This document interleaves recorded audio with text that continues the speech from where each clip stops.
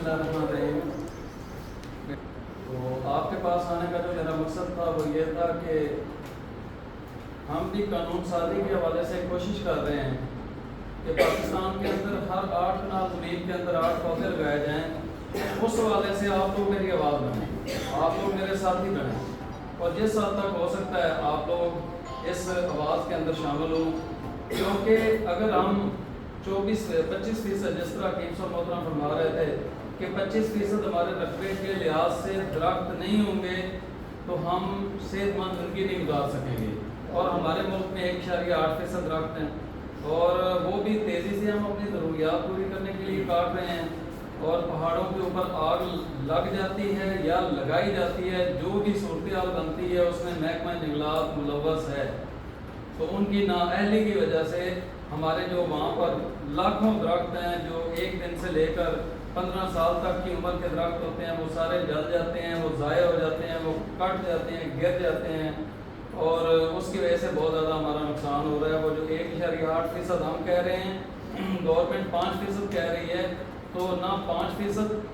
ضرورت پوری کر سکتے ہیں، نہ 1.8% کر سکتے ہیں۔ ہمارے ملک میں 25% درختوں کا ہونا کم از کم ضروری ہے تاکہ ہم صحت مند زندگی گزار سکیں۔ اور اگر ہم یہ سمجھتے ہیں کہ بہت اچھی زندگی گزاریں تو پھر ہمارے پاکستان کے رقبے کا 40% درختوں پر ہونا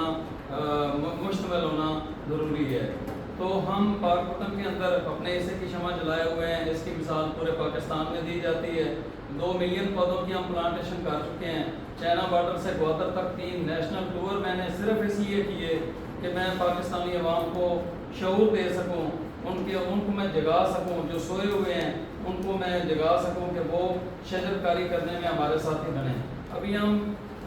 جولائی کے مہینے میں 3 لاکھ پودے جو کیکر اور ٹالی اور اس طرح کے جو دیسی پودے ہیں وہ انشاءاللہ ہم کسانوں کے اندر فری تقسیم کر رہے ہیں۔ میری کوشش ہے سائی وال، اکاڑا، پاک پتن اور بہاول نگر، ان 4 اضلاع کے جو کسان ہیں ان کے اندر ہم تقسیم کریں تاکہ ہمارا یہ جو خطہ ہے کم از کم یہ ماحول دوست یہ شہر بن سکیں، یہ زمین ہماری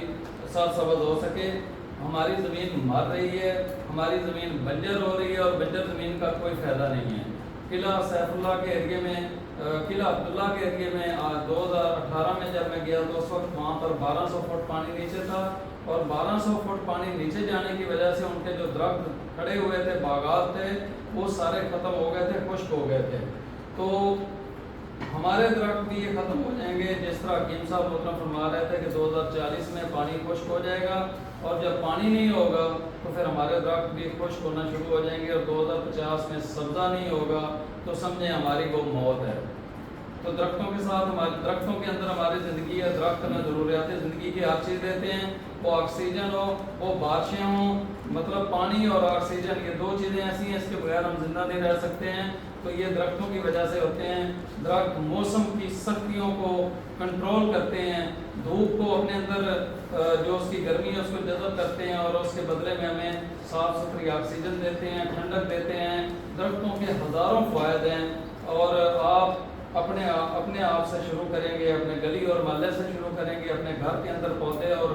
جڑی بوٹیاں اور بیلیں جو ہیں وہ لگانا شروع کر دیں تاکہ آپ کے گھر کے اندر زیادہ سے زیادہ آکسیجن بھی ہو اور آپ کا گھر ماحول دوست بھی ہو۔ اس کے بعد اپنے گلی اور محلے کے اندر کام شروع کریں۔ اگر ہم چاہیں، اگر ہم مل جائیں اور یہ تیار کر لیں کہ ہم نے اپنے شہر کو ماحول دوست بنانا ہے، تو میں نہیں سمجھتا کہ یہ نہ بن سکے۔ چند سالوں کے اندر ہم اس کو ماحول دوست بنا سکتے ہیں کہ اس میں آپ سب دوست میرے اس مشن کے اندر ساتھ دیں۔